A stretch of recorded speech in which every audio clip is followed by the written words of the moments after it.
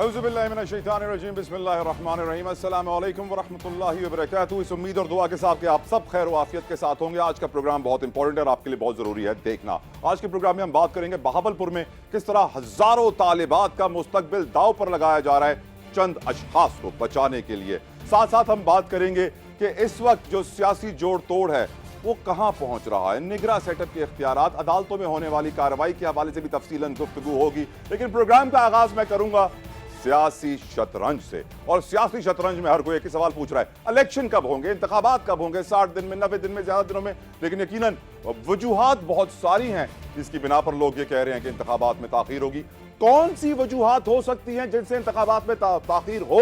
वजह नंबर 1, सबसे पहले आपको बताऊं, मर्दमशुमारी। मर्दमशुमारी के हवाले से कई सियासी जमातों ने इख्तिलाफात का इजहार कर दिया है वजीर आजम पाकिस्तान से, और कहा गया कि नई मर्दमशुमारी के बाद नई हल्काबंदियां होंगी, क्योंकि पुरानी मर्दमशुमारी और हल्काबंदियों की वजह से पंजाब की सीटें कम हो रही हैं, बलूचिस्तान की सीटें बढ़ रही हैं, इसलिए अब आबादी के तनासुब से नई मर्दमशुमारी होगी। यानी 2-3 महीने तो मर्दमशुमारी में ही लग जाएंगे, जिसकी वजह से इंतखाबात लेट होंगे। वजह नंबर 2, इंटरनेशनल मॉनेटरी फंड का 9 महीने का ये प्रोग्राम, पिछले महीने का पिछला प्रोग्राम हम फेल कर चुके हैं। इस प्रोग्राम में फेल होना हम अफोर्ड नहीं कर सकते हैं। 9 महीनों का क्वार्टरली रिव्यू करेगा IMF, तो यानी निगरां सेटअप को एक किस्त मिलनी है, नई हुकूमत को एक किस्त मिलनी है। इसीलिए बहुत जरूरी है कि इंतखाबात में भले थोड़ी सी ताखीर हो, लेकिन IMF का प्रोग्राम डिस्टर्ब नहीं होना चाहिए।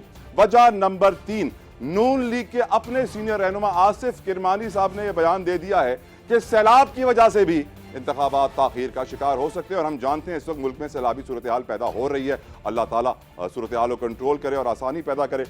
वजह नंबर 4, मुस्लिम लीग नून के सरबराह मियां मोहम्मद नवाज शरीफ साहब की वापसी। हम जानते हैं कि वो किसी गारंटी या किसी ग्रीन चिट का इंतजार कर रहे हैं, जिसके बाद वो वापस आएंगे। और उनका वापस आना पाकिस्तान की बहुत बड़ी सियासी जमात मुस्लिम लीग नून के लिए इस वक्त जरूरी है, और वो कह चुके हैं कि वो आएंगे और वही इलेक्शंस को लीड करेंगे। वजह नंबर 5, बैलेट पेपर से बल्ले का निशान गायब करना है, लेवल प्लेइंग फील्ड क्रिएट करनी है। यकीनन जो इस वक्त अदालती कार्रवाइयां हैं, जिसको आगे चल के हम डिस्कस करेंगे, लग उससे यही रहा है कि चेयरमैन PTI को पत्ता साफ कर दिया जाएगा और उन्हें आने वाले इलेक्शंस में शायद हिस्सा लेने का मौका ना मिले। वजह नंबर 6, जो तरक्याती फंड जारी किए गए हैं इस वक्त अरकान असेंबली को, उनको खर्च भी करना है। खर्च करने के लिए वक्त चाहिए, अगर वक्त नहीं दिया गया तो पैसे खर्च नहीं होंगे, और खर्च नहीं होंगे तो इलेक्शन में वोट मांगने में आसानी नहीं होगी। वजह नंबर 7, मौजूदा कायदे हिज़्ब इख्तिलाफ, ऑपोजिशन लीडर जो ये पूरी दुनिया को बता चुके हैं कि आने वाला इलेक्शन वो नून लीग की सीट से लड़ेंगे, उनका ये कहना है कि अगर 10 साल भी इंतखाबात आगे हो जाएं तो कोई बात नहीं है। इससे मालूम पड़ता है कि एटीट्यूड क्या है टुवर्ड्स जनरल इलेक्शंस। पाकिस्तानी तो यही चाहते हैं कि आम इंतखाबात जल्द अज जल्द हो, साफ शफाफ हो, लेकिन सियासतदान कुछ और चाहते हैं। क्या चाहते हैं एक्चुअली सियासतदान, जानेंगे। मुस्लिम लीग नून के सीनियर रहनुमा हमारे साथ मौजूद हैं, राना एहसान अफजल साहब। बहुत बहुत शुक्रिया राना साहब for giving us your precious time. हमेशा आपके शुक्रगुजार होते हैं, आप हमारे शो को टाइम देते हैं। मेरा पहला सवाल आपसे ये है, इनमें से कौन सी वजह आपको सबसे इंपॉर्टेंट लगती है जिसकी वजह से इलेक्शंस डिले होंगे? देखिए, मैं समझता हूं कि ये जो सेंसस के ऊपर जो बातचीत रिवॉल्व कर रही है, ये तो अभी 30 जुलाई को मेरे ख्याल से CCI का सेशन जो है वो बुला लिया गया है। तो उसमें अगर कोई सेंसस नोटिफाई नहीं होता तो इसका मतलब है कि कोई डिले नहीं होना जा रहा सेंसस की वजह से। और अगर वो नोटिफाई हो जाता है, क्योंकि छुप छुपा के तो ये नहीं होगा, ओपनली होगा, तो फिर इसका मतलब है कि आप हल्का बंदियों और एक 4-5 माह के डिले पे जा रहे हैं, जिसके इम्कानात मैं नहीं समझता कोई है, क्योंकि इंटीरियर मिनिस्टर इसके ऊपर बड़ा कैटेगोरिक बयान दे चुके हैं कि सेंसस जो है वो पुराने सेंसस के मुताबिक ही जो है वो इलेक्शन होने जा रहे हैं। राना साहब ये बताइए, IMF वाली रीजन बताइए, जो 9 माह का प्रोग्राम है कितना इंपॉर्टेंट है, और इसीलिए इलेक्शंस एक्ट की सेक्शन 230 में तरमीम की गई है, इसके ऊपर रोशनी डालिए हुजूर। देखिए, कोई केयर टेकर का जो निज़ाम हमारा जो इस वक्त मौजूदा है वो कोई बड़ा परफेक्ट नहीं है। 24 करोड़ का ये आबादी है और बड़े मुश्किल माशी सूरत हाल है। उसके अंदर अगर आप उसको एम्पावर कर दें कि वो मल्टीलैटरल से बायलैटरल से जो बातचीत है उसके ऊपर फैसले कर सके, या कोई और जो इम्पोर्टेंट मामलात हैं फाइनेंशियल उसके ऊपर फैसले कर सकें, तो उसको इस चीज़ से लिंक करना कि इलेक्शन कमीशन जब इलेक्शन की डेट अनाउंस करेगा तो वो केयर टेकर सेटअप, क्योंकि वो बायलैटरल्स और मल्टीलैटरल्स के ऊपर फैसले कर सकता है, तो वो इलेक्शन नहीं होने देगा। मेरे ख्याल से ये दोनों चीजें जुड़ती नहीं है, तो इसको जोड़ना बड़ा आप, लेकिन मैं समझता हूँ ये मुल्क के मफाद में होगा कि आप स्टैंड स्टिल पे ना जाएं, एक फाइनेंशियल डिसीजन मेकिंग को Right. स्टैंड स्टिल मत करें। Right. और आप अगर कोई थोड़ी बहुत इंपॉर्टेंट इश्यूज पे आप एम्पावर कर देते हैं उनको, तो उससे इलेक्शन डिले हो जाएगा। ये कोई लिंक मुझे नहीं समझ आसिफ आता। किरमानी साहब का ये देखिए कहना कि दूसरा, सैलाब की वजह से हुजूर, इसके ऊपर आप क्या कहेंगे? देखिए अगर तो कोई नेचुरल डिजास्टर आ जाता है, मिसाल के तौर पे सैलाब आ जाता है और फोर्स मजोर हो जाता है, अगर स्कूलों के अंदर पानी खड़ा होगा, फिर उन इलाकों में इलेक्शन तो नहीं होगा। तो ये तो अगर कहीं भी कोई नेचुरल डिजास्टर अगर आ जाए, तो वो तो फिर आपको उस वक्त फैसला करना होगा कि वो कितनी उसकी क्या नौयत है, और फिर उन इलाकों में इलेक्शन हो सकता है, नहीं हो सकता, या वो डिजास्टर अगर इस लेवल का है कि वो चारों सूबों को घेर लेता है, तो फिर तो वो तब का मामला है। लेकिन उसका कंट्रोल ना मेरे पास है, ना आपके पास है, ना बेशक, केयर टेकर हुकूमत के पास होगा। बिल्कुल ठीक। वो तो फिर अल्लाह ताला देखा हमें जाएगा बचाए, जब वो अल्लाह मामला ताला होगा। हमें बचाए। नवाज जी शरीफ बिल्कुल। साहब की वापसी, बताया गया था कि पिछले वीकेंड पे दुबई में थे नवाज शरीफ साहब भी, आसिफ अली जरदारी साहब भी, और फिर भी ये खबर आई कि मुलाकात नहीं हुई। हर कोई हैरत में चला गया, कैसे पॉसिबल है कि दो इतने बड़े लीडर्स एक शहर में हो और मुलाकात ना हो, जबकि सियासी सूरत हाल ऐसी है। तो क्या नवाज शरीफ साहब की वापसी बहुत जरूरी है नून लीग के लिए, इलेक्शंस करवाने के लिए हुजूर? देखिए हम तो समझते हैं कि अगर वो वापस आ जाए तो हमारा वर्कर जो है वो उसमें एक एक्स्ट्रा एनर्जी आ जाएगी, और सब बेताब हैं अपने लीडर की को देखने के लिए, उनसे मिलने के लिए। और मियां नवाज शरीफ ने जिस तरीके से पहले पाकिस्तान को मुश्किल हालात से निकाला है, तो हम समझते हैं कि अगर वो कैंपेन का हिस्सा होंगे तो उससे पार्टी को बड़ा फायदा होगा। तो वो कैंप, और यही हमें बताया जा रहा है पार्टी क़यादत की तरफ से, कि वो कैंपेन को लीड भी करेंगे, और इंशाल्लाह वो चौथी दफा वजीर आजम बनने के लिए वो कैंडिडेट भी होंगे पीएमएल। बैलेट पेपर से बल्ला जब तक गायब नहीं होगा, कहा जा रहा है कि इलेक्शन नहीं कराए जाएंगे। हुजूर आप बताएंगे क्या ये सच है? इसमें कितनी हकीकत, कितना अफसाना? देखिए हम तो अगस्त में जा रहे हैं, तो उसके बाद तो हमारा कोई इस चीज में, और हमने देखें बैलेट पेपर से बल्ला गायब जो है वो पीएमएलएन ने नहीं करना, ना वो पीडीएम की हुकूमत ने करना है, ना पीपल्स पार्टी ने करना है।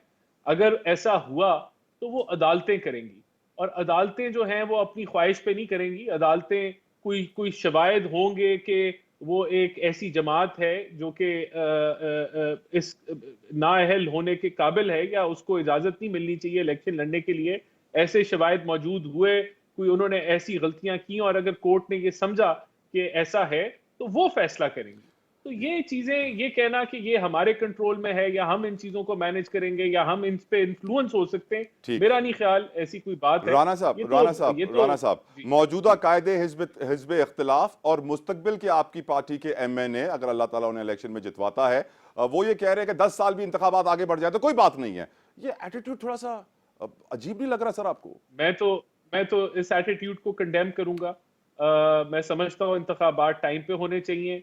ये एक जमहूरी आदमी को ये कहना कि 10 साल भी इंतखाबात ना हो, तो ये तो जमहूरियत के आइन खिलाफ है। तो Exactly. मैं इस स्टेटमेंट को कंडेम करता हूँ। लेकिन राणा साहब, मैं एक चीज पे बड़ा शशोपंच का शिकार हूं, अचंभे का शिकार हूं, सरप्राइज्ड हूं, शॉक्ड हूं। मैं ये सोचने पर मजबूर हूं कि मुल्क की दो बड़ी सियासी कुव्वतें, मुस्लिम लीग नून और पाकिस्तान पीपल्स पार्टी, वक्त पे इंतखाबात करवाने के हामी हैं। वो चाहते हैं कि जल्द अज जल्द इलेक्शन हो, और जो सही पावर होल्डर्स होने चाहिए, अवामी नुमाइंदे होने चाहिए, वही पावर में आए।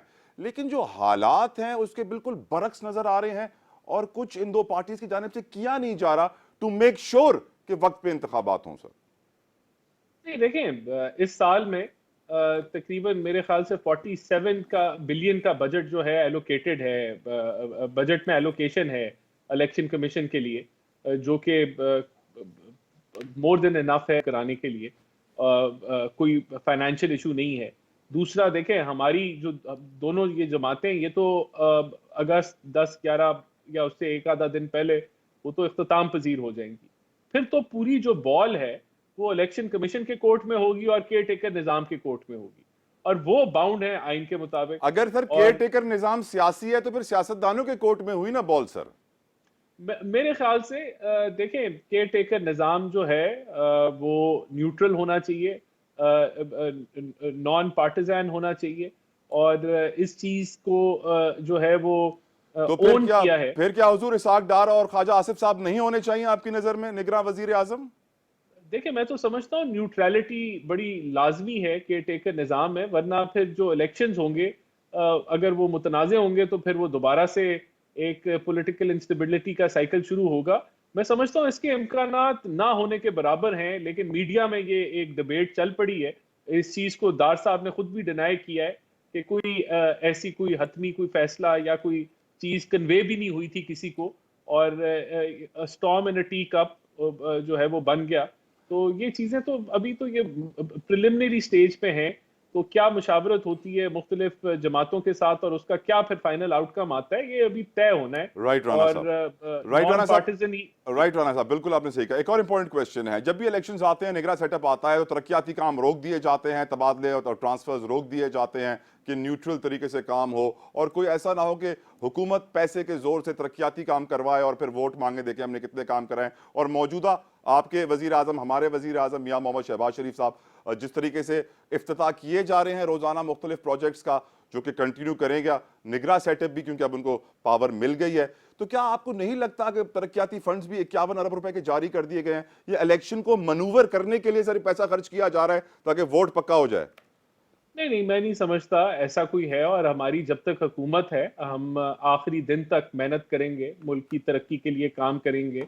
और जितने, और ये जो पैसे हैं ये बजटेड हैं, और ये हर जो प्रोजेक्ट है उस पे एलोकेटेड हैं। और यानी कि ऐसा नहीं है कि ये अभी, ये तो जब आप बजट बनाते हैं तो उसमें एक एक प्रोजेक्ट को एलोकेट किया जाता है कि इसको इस साल में ये बजट मिलेगा। तो उनको सुपरवाइज करना या उनको एक्सपर्टाइट कराना या उनकी प्रोग्रेस को जाके विजिट करना, ये तो फर्ज है प्राइम मिनिस्टर का। जब केयर टेकर निजाम आएगा तो मेरे ख्याल से तब कोई नए प्रोजेक्ट ना लॉन्च हो, वो फिर तब उस वक्त ये चीजें जो है वो रुक जाती हैं। Last but not the least sir, election कब होंगे हुजूर? नवंबर में इंशाल्लाह। इंशाल्लाह। मैं तो इलेक्शंस को नवंबर में देख रहा हूं, और या पहले हफ्ते या दूसरे हफ्ते नवंबर के मुझे इलेक्शंस नजर आते हैं, और ऐसा ही होना चाहिए, ये मेरा अंदाजा है और ये मेरी फीलिंग है। तो मैं आपसे राना एहसान अफजल साहब, बहुत बहुत शुक्रिया। रहनुमा मुस्लिम लीग नून हमारे साथ मौजूद थे और उन्होंने बड़ा अच्छा मौक़िफ़ इख्तियार किया कि न्यूट्रल निगरान सेटअप आना बहुत ज़रूरी है, क्योंकि फिर मुतनाज़ अगर हो गए इलेक्शन तो फिर पाकिस्तान की तारीख दोहराएगी। अंग्रेजी में कहते हैं हिस्ट्री रिपीट्स इटसेल्फ। अल्लाह करे कि आने वाले इलेक्शंस मुतनाज़ ना हो। एक ब्रेक के बाद गुफ्तगू जारी रहेगी, हमारे साथ रहिए।